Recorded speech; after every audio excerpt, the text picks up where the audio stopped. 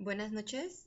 En esta ocasión, el tema que toca desarrollar es acerca del renacimiento carolingio y la filosofía de Eriúgena.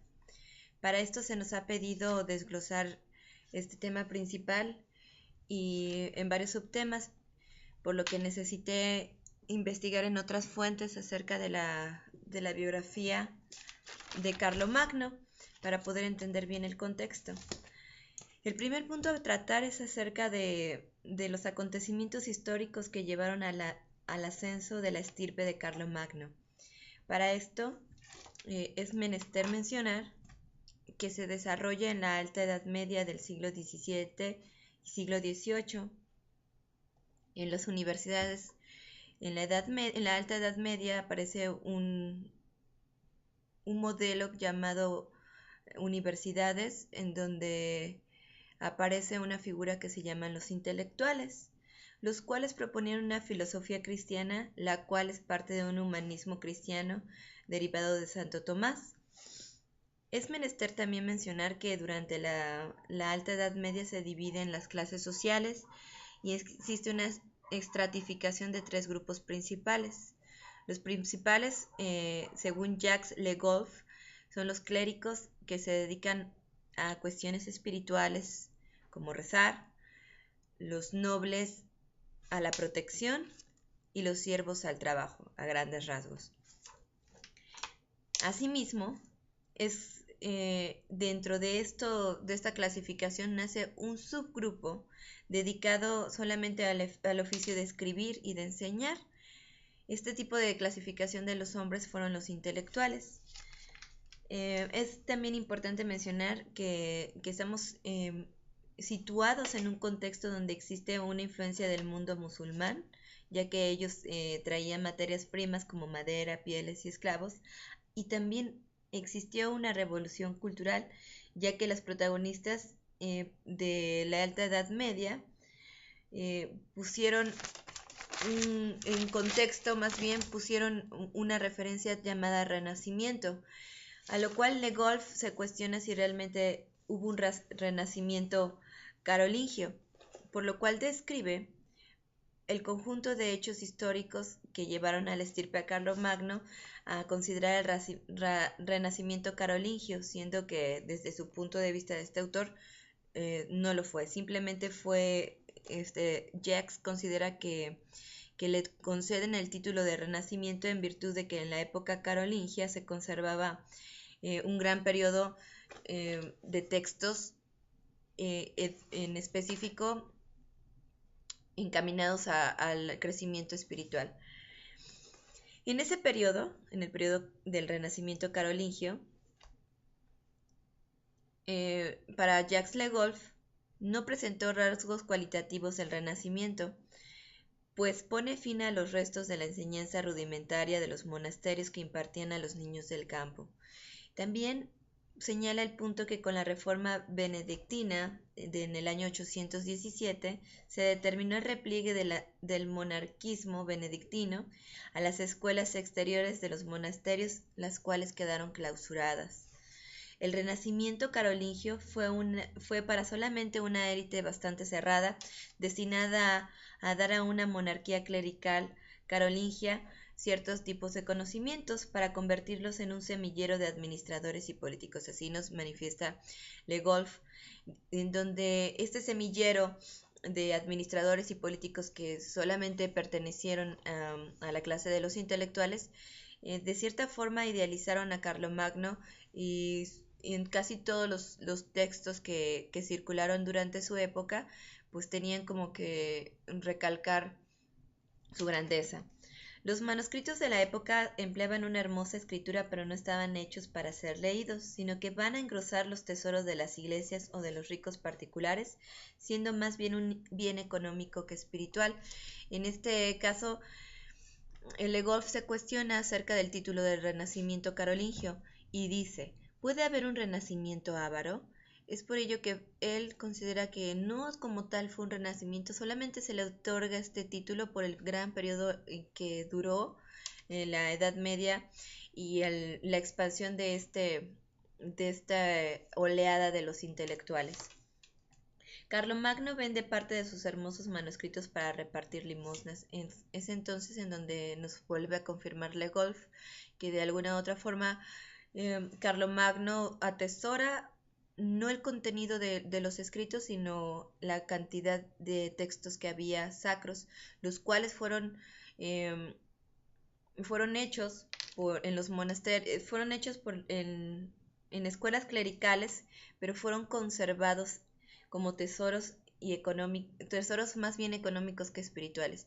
Es importante recalcar que los monjes que escribieron este tipo de textos se interesaban secundariamente por su contenido, y para ellos de alguna otra forma tendrían menos estancia en el purgatorio dependiendo de la cantidad, esmero y tiempo que le dedicaran a escribir. O sea, el contenido no era tan importante sino la extensión de lo que escribían. Dentro de la biografía que pude investigar de Carlomagno y los hechos que llevaron a su estirpe, fue que Carlomagno, debido a que fue rey de los francos, fue fundador de su propio imperio. En su contexto histórico de la época, Carlomagno está asociado al resurgir de una gran organización política, la cual le dio el título él mismo del Renacimiento carolingio, tras los primeros siglos oscuros europeos posteriores a la caída del Imperio Romano de Occidente. Este es un hecho importante histórico que va a dar origen a este renacimiento. También es importante mencionar que en el periodo de Carlomagno existen dos grandes influencias que son los pilares del tal renacimiento. El primero fue que en la primera mitad del siglo VIII el reino franco se encontraba en un proyecto de reconstrucción cultural, religiosa y militar. Ya de cierta forma, antes de la existencia de Carlomagno, ya se venía preparando el terreno acerca de una reconstrucción de Occidente. Y estas dos grandes influencias fueron, en primer sentido, la consecuencia de entrada de libros británicos, y la otra influencia fue que Roma se emprende a la tarea de transmitir enseñanzas clásicas para mejorar los textos de la comunidad cristiana. Me parece importante mencionar que durante el gobierno de Carlomagno, siendo un hombre económica y políticamente bastante poderoso, durante su gobierno Franco también de cierta forma fue ganando terreno casi todo en Occidente europeo, hasta convertirse y ser coronada por el Papa como emperador de Occidente. Combatió a los musulmanes, entonces en este combate con los musulmanes expande su terreno, pero no solamente expande su terreno, se da una mezcla cultural, un sincretismo franco, un sincretismo musulmán, y que dio producto a este renacimiento, a la par que se relaciona directamente con una identidad común. Carlomagno trata de tener una identidad común en toda Europa y sienta las bases de la Europa occidental en la Edad Media.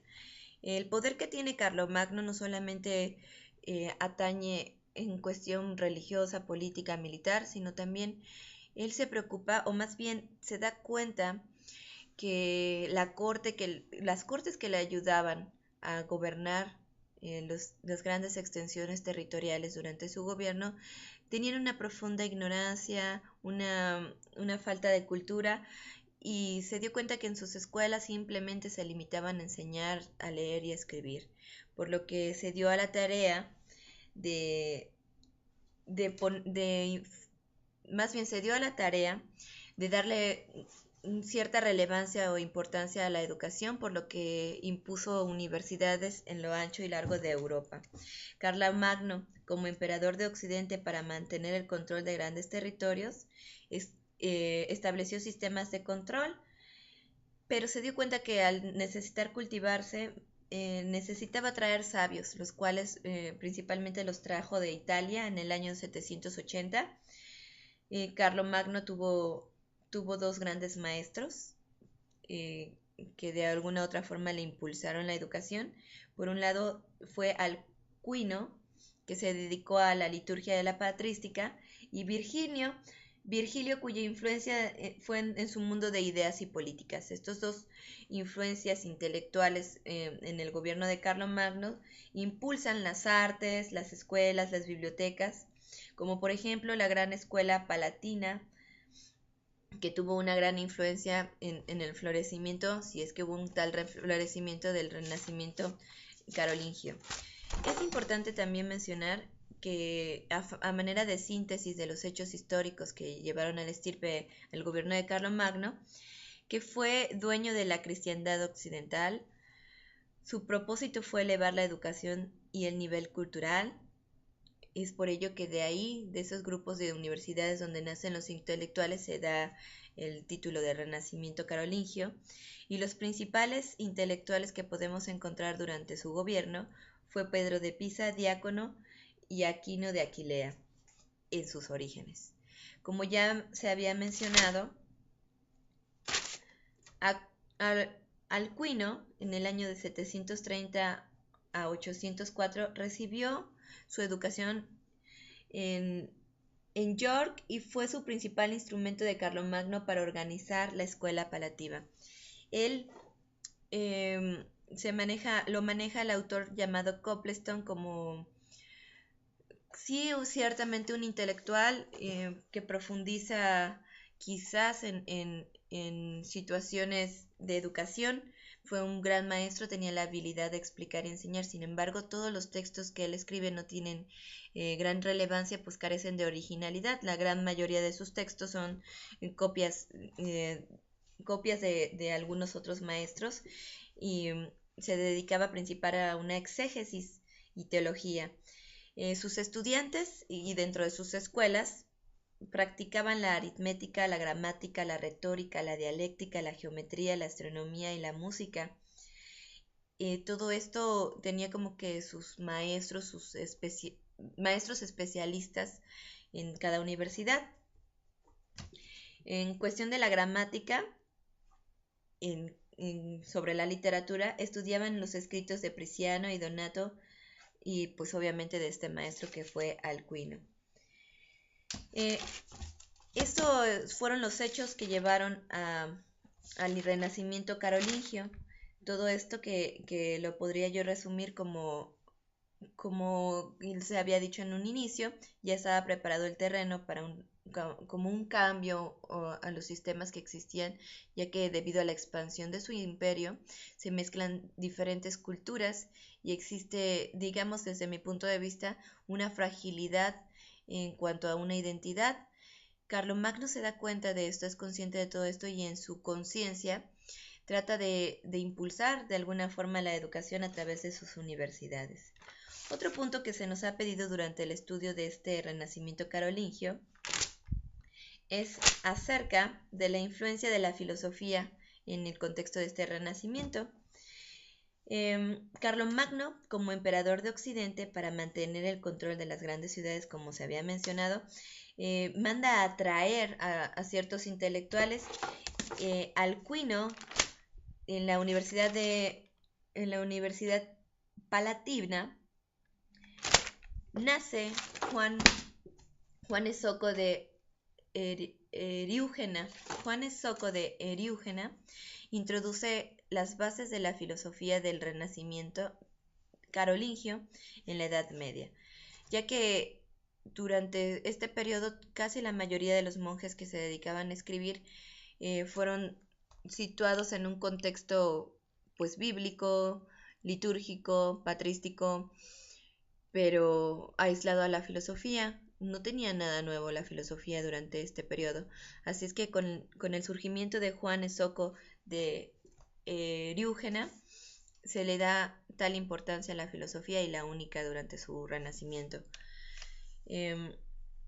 La única materia que estudiaban en cuestión de filosofía fue la lógica o la dialéctica, que según Aristóteles es propedéutica a la filosofía y no una rama de la filosofía misma. Solamente este autor, en el siglo IX, fue un verdadero filósofo, ya que todos hacían emulaciones de los demás escritos que tenían en sus manos, como por ejemplo los de San Agustín. El sistema que lo cataloga sobre la filosofía y la influencia de la filosofía en estos momentos En su sistema filosófico fue basado en Gregorio Nisa y en Pseudo Dionisio. Su obra más destacada fue De Divisione Naturae. Fue una obra sumamente original y la más importante durante la Edad Media. Estudió en un monasterio irlandés donde adquirió el conocimiento de la lengua griega, cosa rara porque en esos periodos solamente tendrían los monjes a utilizar frases griegas y no saber griego. A diferencia de ellos, Juan Esoco fue un filósofo que incursionó en los estudios extensos sobre la lengua griega, no solamente en frases. Estuvo en la corte de Carlos el Calvo en el 850, donde ocupaba una posición en la escuela palativa, como ya se mencionó.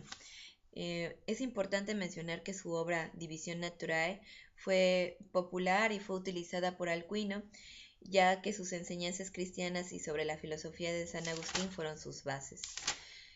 Otro punto a tratar en esta ocasión, y es el punto número 3, fueron acerca de las principales ideas o posiciones que tenía Juan Esoco de Eriúgena. En esta época vamos a resumir y entrar ya de contexto a su biografía, que los manuscritos, más bien que el renacimiento carolingio, antes del surgimiento de Esoco, fue que sus manuscritos fueron copiados por monjes, la concepción de 7 artes liberales, la idea de Marciano Capella, la Translatio Studi, es decir, el hecho de que el occidente reemplazara Atenas y Roma, y finalmente que todos los tesoros fueron resumidos y puestos en circulación volcados en el crisol de las escuelas urbanas, siendo la última capa de contribución de la antigüedad por el Renacimiento. Fueron a manera conclusiva todos los hechos que dieron origen al imperio de Carlomagno con respecto a su renacimiento. Ahora sí, entrando en materia con respecto a Juan Esoco de Eriúgena, podemos decir que la filosofía de Eriúgena fue la única que sobresalió y fue la única materia que de alguna otra, las únicas obras que de alguna otra forma dejaron fundamentos posteriores a sus estudios, ya que todos los demás textos que podemos encontrar durante este tipo de renacimiento no carecen de originalidad. Con respecto a Juan Esoco, podemos decir que dentro de su texto o de su obra más importante, Divisione Naturae, sacamos unas subdivisiones que también se nos ha pedido en esta ocasión.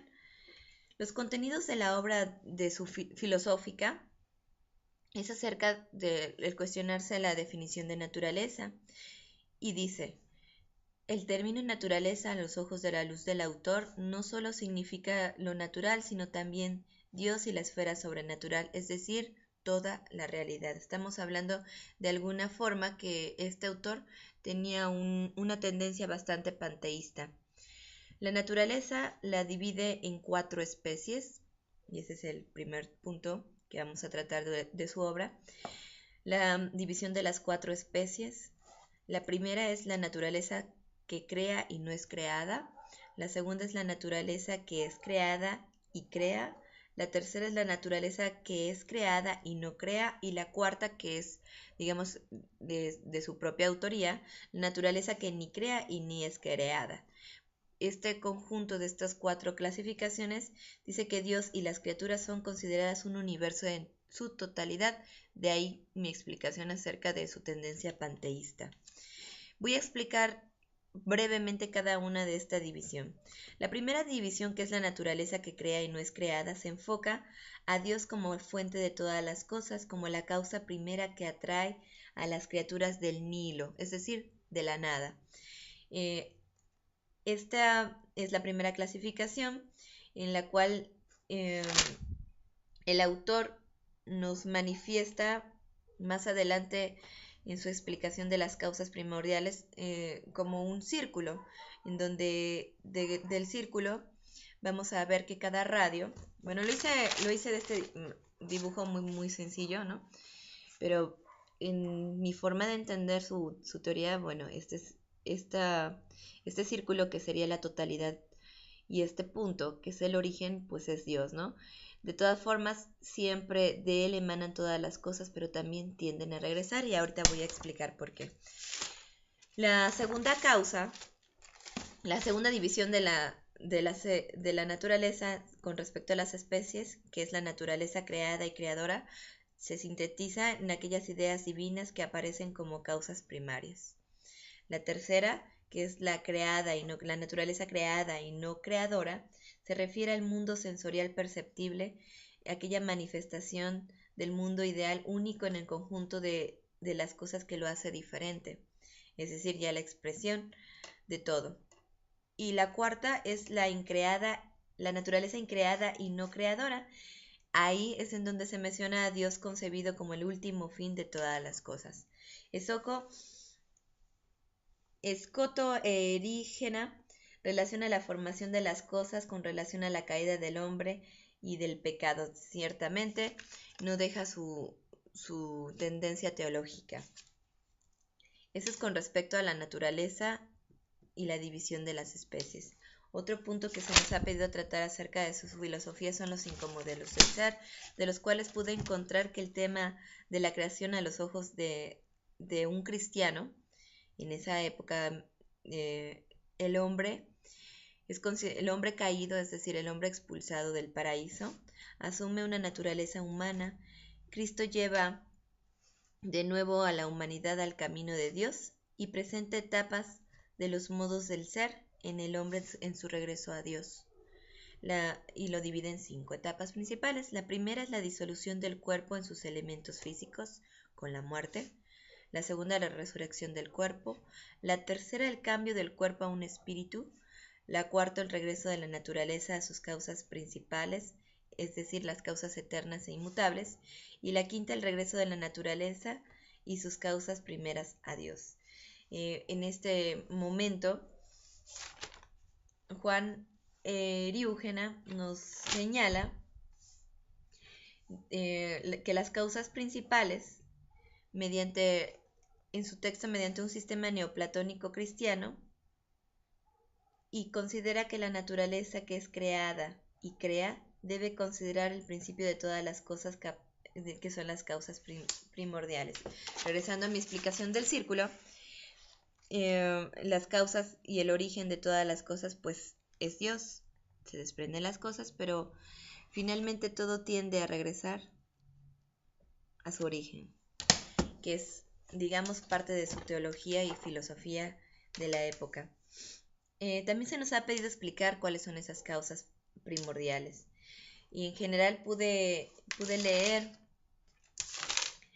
en Coplestone que son todas aquellas que permiten la universalidad, la multiplicidad desde la unidad.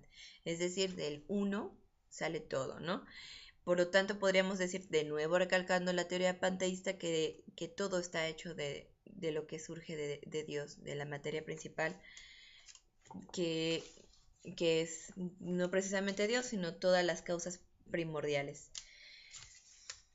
Las causas primordiales son principio y causa de la multiplicidad de las cosas mismas que se distinguen de la divinidad. No es lo mismo una causa principal o primordial que Dios. Emanan del mismo, pero no son Dios. Su conocimiento de las causas primordiales parte del conocimiento de Dios y el espacio y tiempo, del conocimiento de Dios y del espacio y tiempo. Sin embargo, vuelvo a repetir, una causa primordial, aunque dan como consecuencia todas las demás cosas, la multiplicidad, digamos que emana directamente de Dios para que de esta causa primordial se pueda desarrollar o puedan originarse las demás cosas materiales que existen en este mundo, en esta creación. Sin embargo, todas las demás cosas que existen en este mundo o en esta creación no existirían si no hubieran existido causas primordiales, y estas causas primordiales a su vez no pueden existir sin un origen eterno y divino. Por lo tanto, los radios en el círculo que expliqué son todas aquellas líneas que van a regresar al centro, es decir, todas las cosas de alguna u otra forma, y explicado ya en los modelos del ser, vamos a regresar, la naturaleza tiende a regresar a las causas primarias y las causas primarias a lo divino y a lo eterno. Siendo que nosotros somos también parte de materia, también tendemos a regresar a lo divino. Otro punto a tratar dentro de su filosofía es la creación desde la nada. Ya se había mencionado, pero lo voy a separar más específico. El mundo es creado de la nada, del Nilo, así dice, ¿no? El mundo es creado de la nada y eso a su vez nos remite de nuevo a la división de las especies. En la primera división donde dice que la naturaleza que crea y no es creada. La naturaleza que es creada y no crea son las criaturas, o nosotros somos los participantes de las causas primordiales correlativas a Dios. Dios, por su bondad divina, creó las cosas a partir de la nada. No, por lo tanto, no hay nada fuera de Dios y las criaturas son una misma. Otra vez, recargando una teoría panteísta. Yo lo quisiera explicar, o más bien me quisiera dar a entender con la teoría de este filósofo, más que como un círculo, algo secuencial. En primer origen tenemos a Dios, que no tiene tiempo, que no tiene espacio, pero que es omnipotente y con su divinidad de la nada creado las causas primordiales, y las causas primordiales a su vez crearon esta multiplicidad y división que todas las cosas se conoce como mundo. Finalmente, y es el último punto a tratar de esta filosofía medieval, es la naturaleza del hombre. Con respecto a la naturaleza, que es también una clasificación de la naturaleza que ni crea y ni es creada, se dice: como Dios es el fin de todas las cosas y el origen, por lo tanto Dios es todo en todo. Toda la naturaleza tiene un ritmo en su movimiento natural que procede de las causas primordiales y regresarán a las mismas.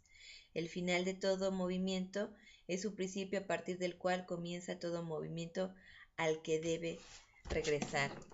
En este caso, el ser humano, que es parte de esta multiplicidad y nace de estas causas primordiales, moriremos, y al morir y al dejar de existir todo lo que hay en este mundo, tiende sus flechas de nuevo, que salen y que emanan de Dios, de la nada, salen de las causas principales para originar la multiplicidad.